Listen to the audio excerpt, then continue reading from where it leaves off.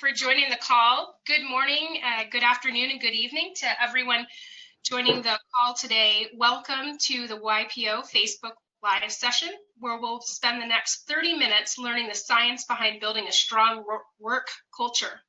To ask a question anytime during this session, make a comment in the comments box beneath the video screen. Today's interview will be moderated by Mike Novakoski, YPO Forum Committee member from the West Michigan chapter in the U.S. Welcome, Mike. Thanks, Jessica. Hello, everybody. Thanks for joining me on this YPO Facebook Live. As Jessica said, I'm Mike Novakoski, a Forum Committee member, and I'm a member of the Forum in Business Event Task Force, which is developing a business powered by Forum event coming up this November 1 through 3 in San Diego, California. And that event's being put together to help YPO members bring Forum practices into their businesses and to really help supplement already successful businesses. So I've had an opportunity to implement some of the wonderful Forum practices in my own business, and it's given us wonderful retention, recruitment opportunities, the productivity that our company has, and the way that we've been doing some of the things that our speaker today is going to talk about with trust. And bottom line, folks, it's about profitability too, so I don't want to leave that out. So I'm really pleased to be joined today by Dr. Paul Zak. He's our event headliner rather, in November at that event, which I'm encouraging people to sign up for. That will be at ypo.org/forum events. And we'll mention that a few times. But Paul is all about human connection and effective teamwork, but this is different, rooted in science. That's the thing that I found most interesting. Decades of research have taken him from the Pentagon to Fortune 50 companies to the rainforests of Papua New Guinea. His academic lab and companies develop and deploy neuroscience technologies to solve real problems faced by real people. And I am, for one, a real person with real problems. So this is going to be great. His latest book, which Paul has graciously put behind his head and I propped up behind my table, is called Trust Factor: The Science of Creating High Performance Companies.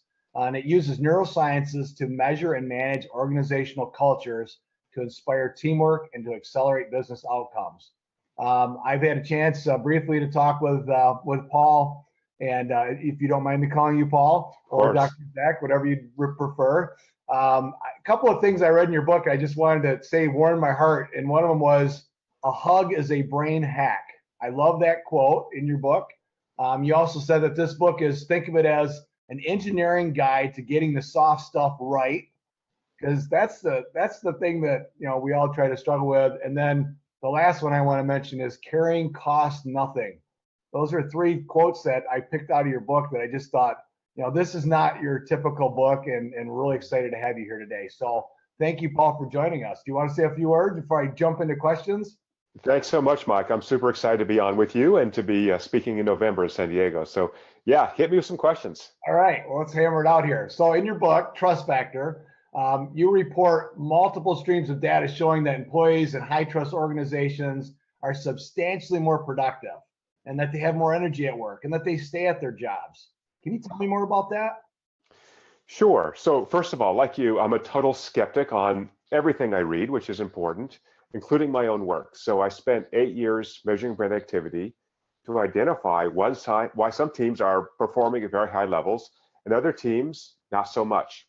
And it's so important when you run a business to get the processes right, but the people are difficult because people are weird, people are unusual, people have stresses.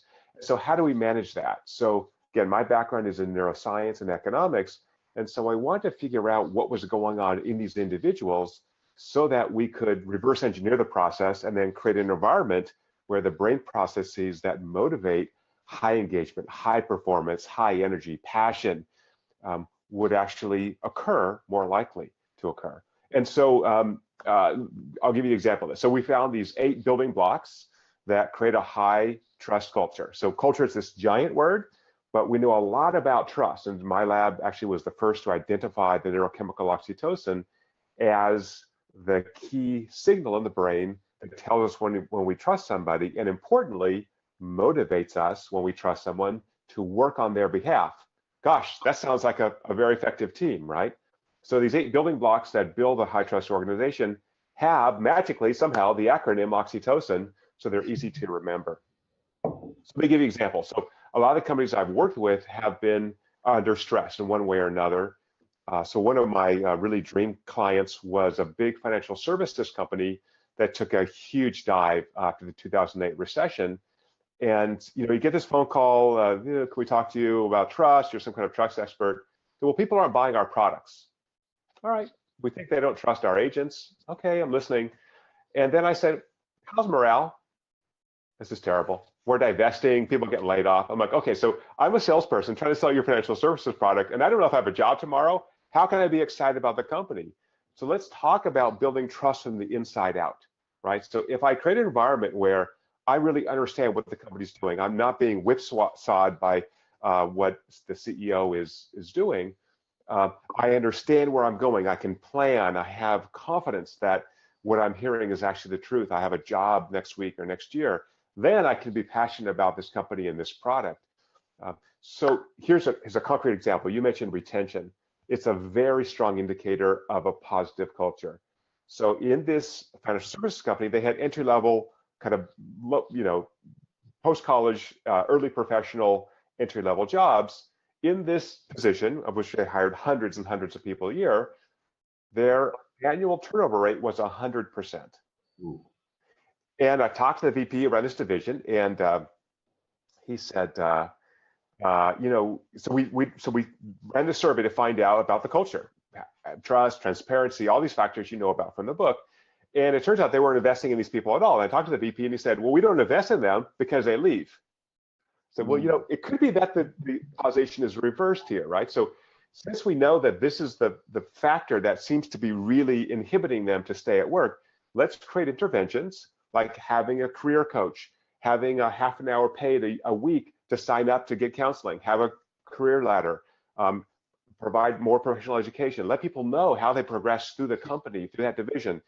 And implement these things because, as you know, it costs about 100% of one's salary to hire and replace somebody. So all they do is hire, replace, train, lose, hire, replace, train.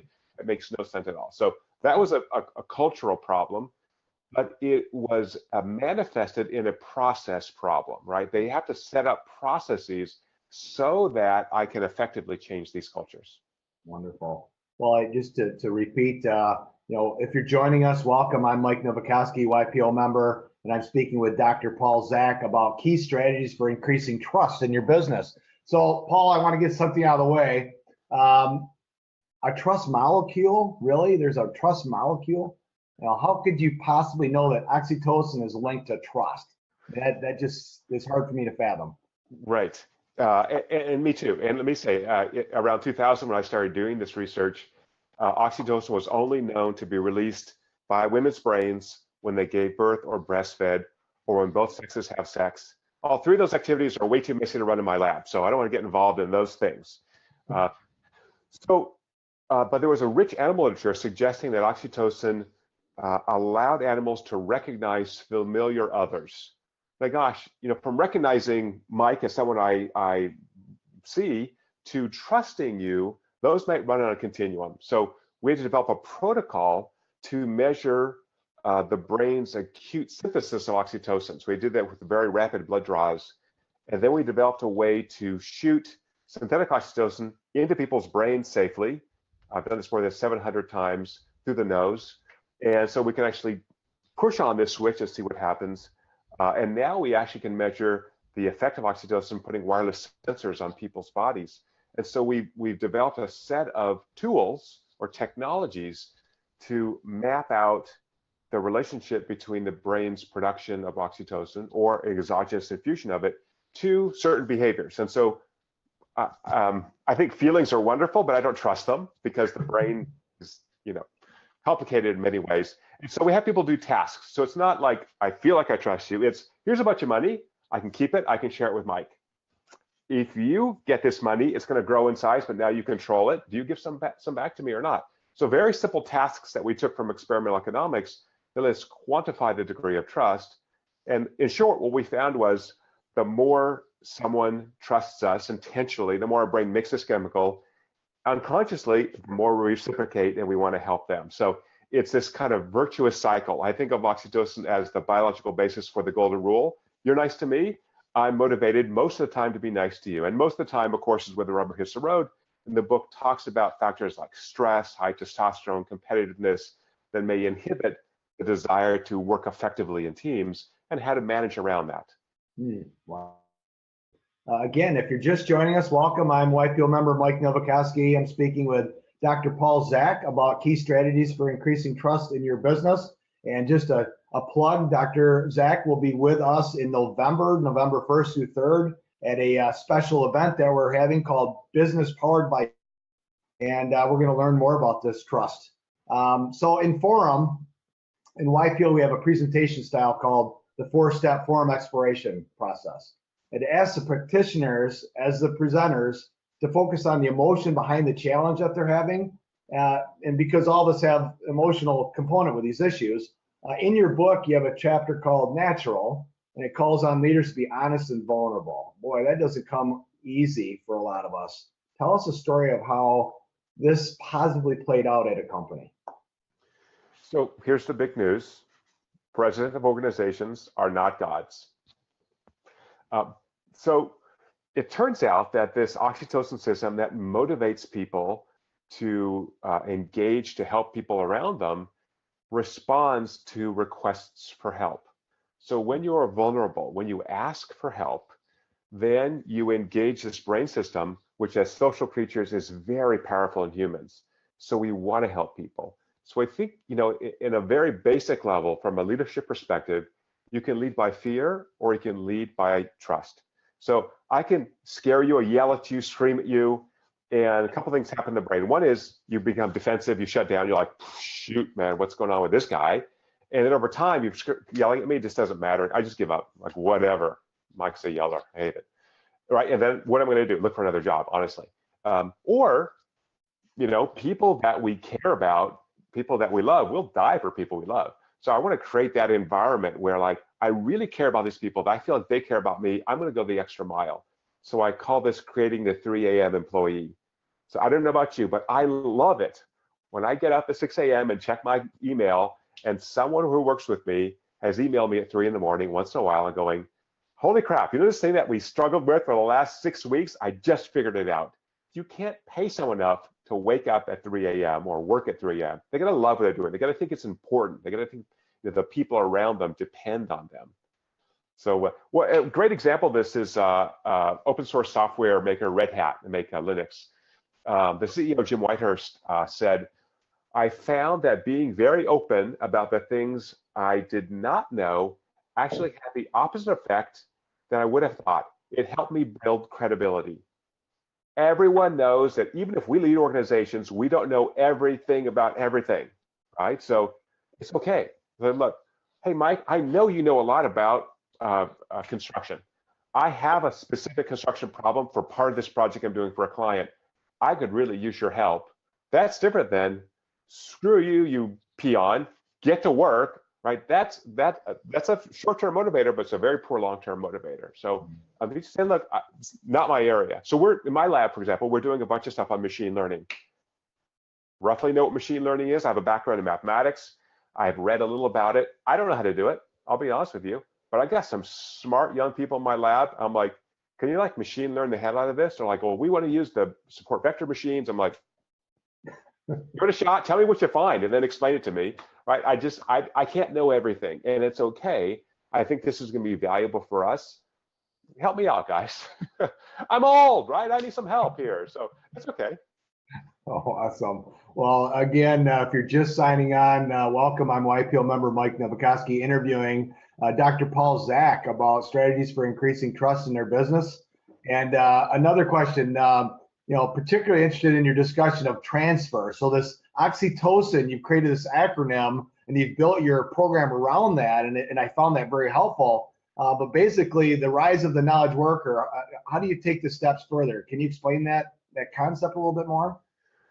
Thanks, Mike. Yeah, so I think everyone is a knowledge worker. We all have knowledge in our heads, and that also means that we are mobile. We can go and use our energy and passion and cognition elsewhere. So a key sign of trust, a key building block of trust is what I call transfer, which is transferring the ability to choose what project you want to work on to these knowledge workers themselves. So instead of assigning a project to you, I can say, look, we've got this new funded project. Who'd like to lead this? Who wants to be on this team? How do we put people together? Now, doesn't mean that you're on your own. It means if you're a leader, you've got to coach these people, set concrete goals. You've got to do check-ins. You've got to make sure they're hitting milestones. I don't know about you, but I love the 5-minute stand-up huddle in the morning. Let's just get around. What are you guys doing? What do you need help with? Where can I intervene and solve problems for you? If you're good, awesome, go do it. So, I'm big into the coaching model, and trust does not mean that you don't have accountability. It means exactly you are accountable, right? You are in charge of this project, so you've got to do it. So for example, if you have a colleague who works best from 4 p.m. to midnight, and his or her team is getting their projects done, everyone's doing great, why should you care? Why do they have to clock in and clock out, right? So another example is a bunch of companies, including Virgin Group, Netflix, Twitter, have stopped accounting for vacation time. So take time off whenever you want, right? As long as your team's hitting your goals and making progress, there's peaks and valleys that work all the time. So you know what? In June, we're kind of slow. I'm going to take 2 weeks off. Awesome. Let everybody know, make sure things are working, and get rid of the paperwork. So that's part of the key here, is that when you transfer control to colleagues so that they run their lives, they actually get to execute their energy into stuff they love doing the most. Not everything, right? We still have to cover a bunch of stuff, but if I can allow you to choose what you want to work on, where you want to work on it, cut out the paperwork, as long as you have clear milestones and you're hitting those, why do I care, right? And now I'm creating an environment where it's like, you know what? I worked at home the last 2 days. Man, I need some human interaction. So I'm going to go to Starbucks this afternoon and work there. Just kind of need some humans around me, right? And so if that works for me and I'm getting all my stuff done and my team's working, why do you care where I am, right? Right. Well, and it empowers that individual. And now I feel like, oh gosh, Mike gets it, right? He gets it that I'm a night owl and I like working in coffee shops at night.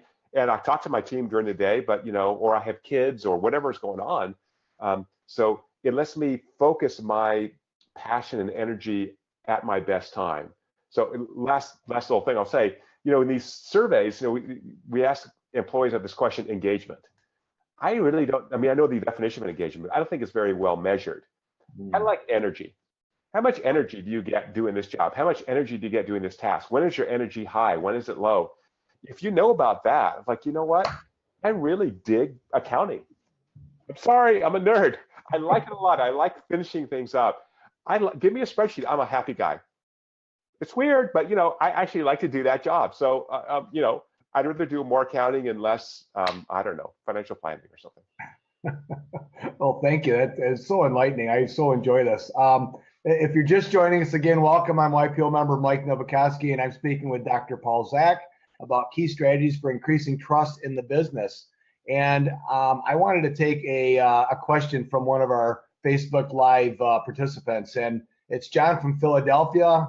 He asks, as in any work environment, team members become closer than others. They become mentors, even become friends. They do things outside of work. How do you build trust in a company culture where everyone isn't on that same level, that same playing field? And how do you remove the personal one-to-one connection and create more equality and more overall trust, kind of consistent trust within an organization? So this is where the science comes in. So the reason to use neuroscience is that human connection is driven by brain activity. And so the point of the book is to think about organizational culture as a neuroscience problem and then use these insights from the zillions of experiments we've run, other people have run, to optimize the use of resources to get the most out of the people who work with you. So I was a skeptic on things like offsites. Let's go whitewater rafting. It turns out the science shows that moderate stressors that are experienced as a group are very effective ways to induce oxytocin release and to build these social ties that carry over into work. So you mentioned brain hacks. This is another brain hack, right? So if you want to get to know someone rapidly and be able to work effectively with them, understanding not only why they're here, but what they care about, which is really an emotional state, like where's my energy? Why am I doing this? You can see that when people are under stress. So like travel. Travel is a great way to get to know people because now I'm tired, I'm staying in a weird hotel, I got to work weird hours. And I learn a lot about people I work with by traveling with them when we have, offsite, say, experiments we have to run. So I think creating an opportunity, it could be a barbecue where you bring your family, and how about this? The president of the organization is the guy cooking or woman cooking, right? So you serve the other people, bring your family, let's get to know people, because let's be honest, what happens at home affects what happens at work and vice versa. So if you're not happy at home, if your spouse doesn't know what you're doing, she doesn't know why you are working so hard, why Mike calls me at 8 a.m. On a Saturday morning because there's a crisis. If she knows Mike, if she understands why you're passionate about your job, it's a lot easier to go, hey, why are you taking a call from the president? You say, you know what, we've got a crisis, and Mike needs me to solve this thing, and I love this company, I'm going to do this, as opposed to, oh, you're working on the weekend again, honey, what's going on, right? So anyway, so build in these experiences at work, easy way at work. I live in California. Have healthy snacks and drinks and make an alcove. Have people interact with each other, right? So there's actually really good evidence from a number of studies, one out of Harvard, showing that people who socialize at work are more productive. Sounds counterintuitive, but the science goes, oh, I'm more productive. Now I know Mike really well. It's easier for me to work with him because I know a little about your personal life, what you're doing, what you care about. You love fishing. I know you love fishing. So you're out there fishing on the weekends. I just made that up. But so now we talk about, oh yeah, I like fishing too. Cool. For 3 minutes. Now I have a better tie to you. Well, and for the familiarity for YPOers, the starter questions and doing forum activities like lifelines and things, really opening yourself up so that your employees know you better. It can certainly be a game changer. I found that. I want to again welcome those who are just signing on. I'm YPO member Mike Novakowski, and I'm with Dr. Paul Zak talking about strategies for increasing trust in your business and how that can greatly benefit your business. And I'm just blown away. I was so drawn into your book and so many different things that have spurred ideas for me. I do want to address a question from Mark in Texas. He asked, he said, important driver to get forward, and in certain cases, fear can also be a driver to face dangerous situations. How can we harness the power of fear in a constructive way? Great question. So I would say the overarching answer is you want to measure and manage trust for high performance, right? So as you know, the book has a license to use this tool to get a snapshot at trust, and I'm happy to share that with listeners today. They can go to ofactorpulse.com, OFACTOR pulse.com. They can try this survey. They can get a snapshot of organizational trust and its building blocks. So folks, help yourself. And once you have that data, then you know where to push to increase trust in your culture and gain the performance benefits from that. So one of those components is called expectation. So that's actually building in challenge goals for people around you. So again, from a neuroscience perspective, if I'm under challenged, there's no reason for me to reach out to you, Mike, and find a way to work with you. If I don't, it's not really important, or I'm, so as a leader, I want to set up these challenge goals, right? I want to try to get you to buy into these things that are really important to the organization by building a team around you. And so it's not really fear, but it's this stretch goal. So now, I don't know, maybe we had a little friction a couple months ago, but we got to work on this team. We got 2 months to bang out this project for a client. It's really important to us. I got to get over that. You got to get over that because we got to solve this problem, right? So I want to put people in the trenches. I want to make it hard. So the brain is, in a very real physiologic sense, just like a muscle. Just like you work out and then rest and recover, I want to stretch you. I want to celebrate when you reach that goal, and then I want to give you a little chance to recovery, debrief, think about what we did, what did we learn, let's share that information, and then next week let's hit you again with another hard goal. So it's really giving people these stretch goals, give them a chance to shine, and when they shine, recognize them, because it takes discretionary effort, it takes extra effort to really hit these stretch goals. And when you do that, you and your team should be recognized and celebrated. And it sets up aspirations for the rest of the company that says, This is the way we do it. We nail projects. We wow our clients. We come in under budget. We come in, on time, and I love it, and you do too, I'm sure. When you get a client and you finish the project and like, holy crap, like this was so amazing, like you blew our minds. Then you have, word of mouth advertising. You have a return client. So that to me is a stretch goal. Don't just do okay. Let's knock it out of the park, man. That's fun. Awesome. I have, this time is going flying by. For those who are just joining us, I'm sorry you've already missed 27 of a 30-minute conversation with Dr. Paul Zak, who's talking about key strategies for increasing trust in our businesses. I'm going to ask you one last, and it really is one of these quick hit things. It's clear that changing a company culture isn't easy. It's got to be an intentional endeavor.